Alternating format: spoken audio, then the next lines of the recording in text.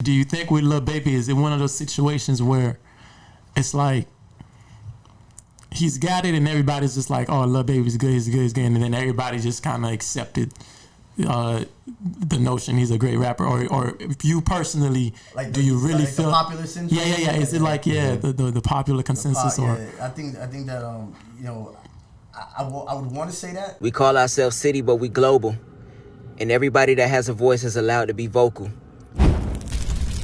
Welcome back, everybody. CiiiTY Media, changing the youth media. I'm with today JQ, Scott Wednesday, doing something different. I feel like that's always the goal for you. Would you agree? I feel like a lot of the things you've done is the artistic approach of how can this be better than everybody, than what everybody else is doing, or yourself. Yeah, I mean, I think it's the envelope I push is it's almost like practice.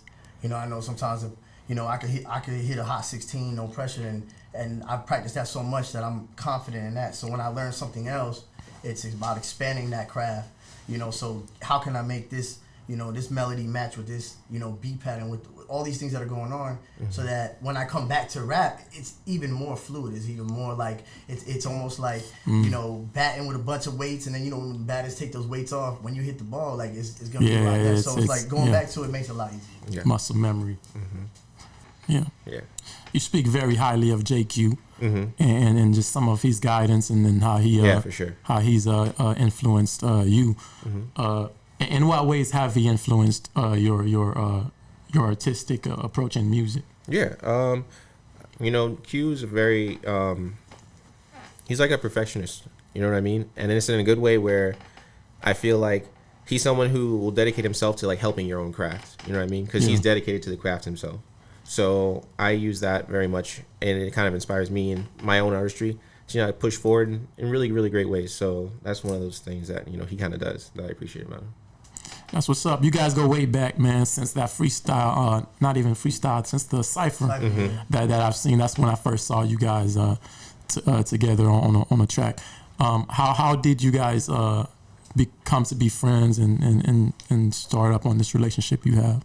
I mean, he's actually a mutual acquaintance with High Noon, who I was working at the time.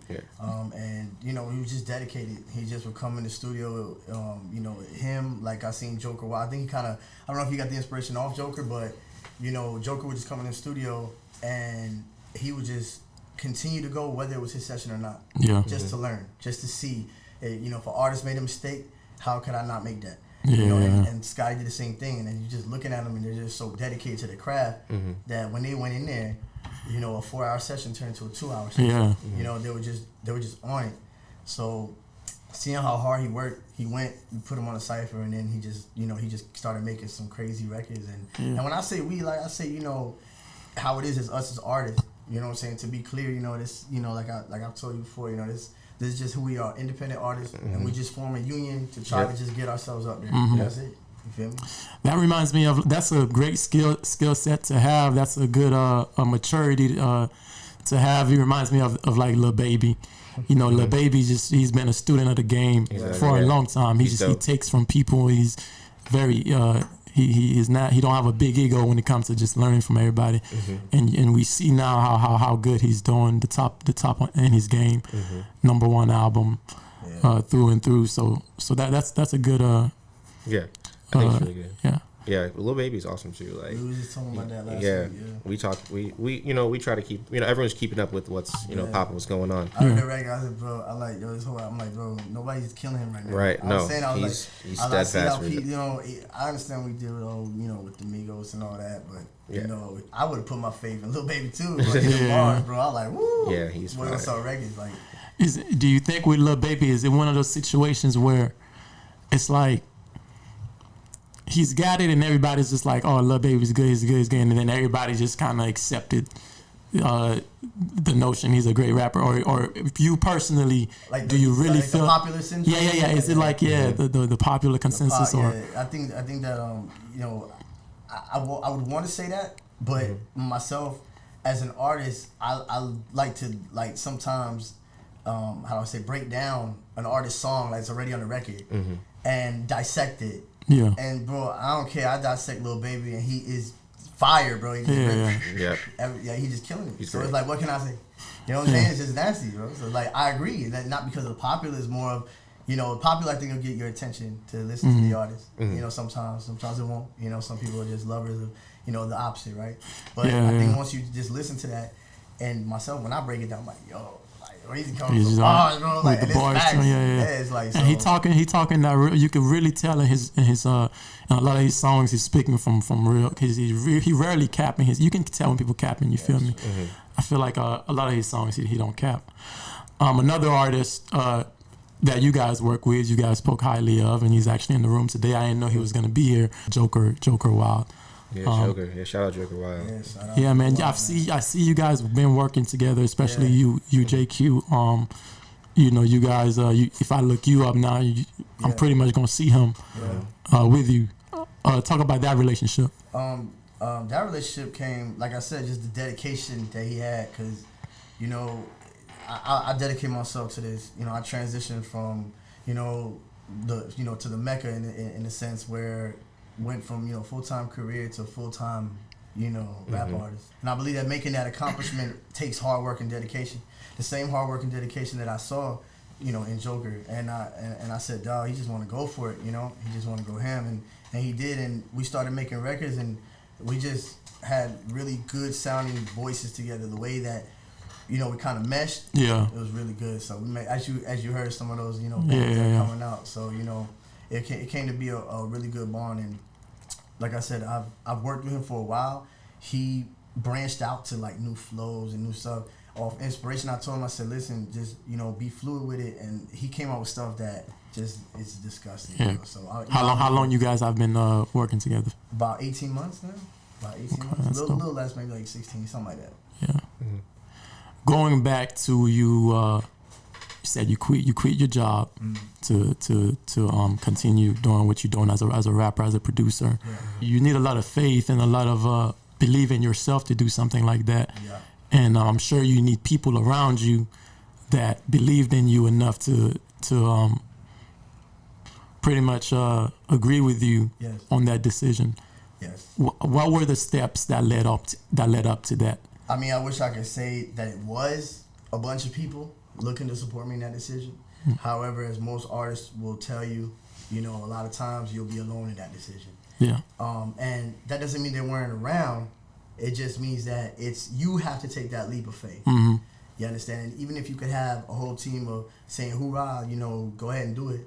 Or somebody else saying, oh, hating this, telling you, oh, like you can't do that. So when I look at all of it, I say at the end of the day, I have to make that decision. I have to jump off the cliff. I have to be able to say, I'm going to trust in myself. And it was the hardest thing I've ever had to do in my entire life. It really was. It's a breakdown process, and it sounds like it's easy, but it's not. I went and I had to do it in transitions.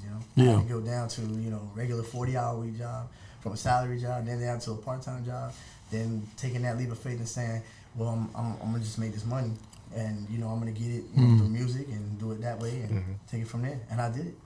What was the feeling you felt immediately after making that decision? 10 elephants off my back, easy.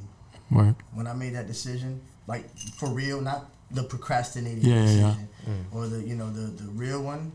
It's like I felt like I was now I'm ready to go. It's like you start living instead of being alive. You know what I mean?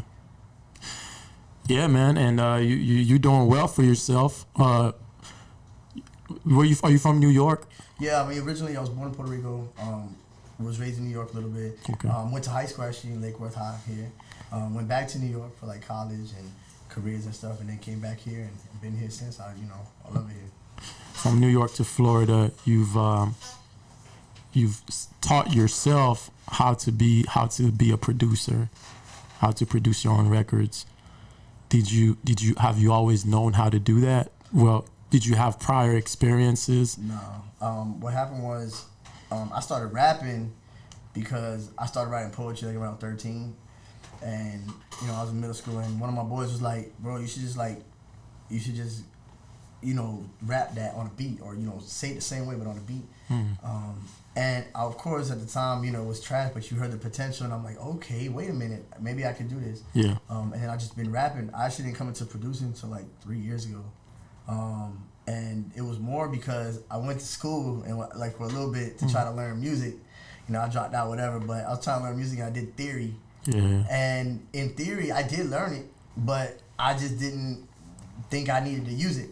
Well, when I started producing, I was like, wait a second. Oh, I think this is what the hell I learned. And then you just start putting all dots together. Now, it was really that stupid. Like, it wasn't even like it was some fairy tale. It was like that. I was like, wait a minute, hold on, I remember this. This like sounds familiar. Yeah. And so you start putting it all together, and I'm like, okay, wait a minute, I can do some of this.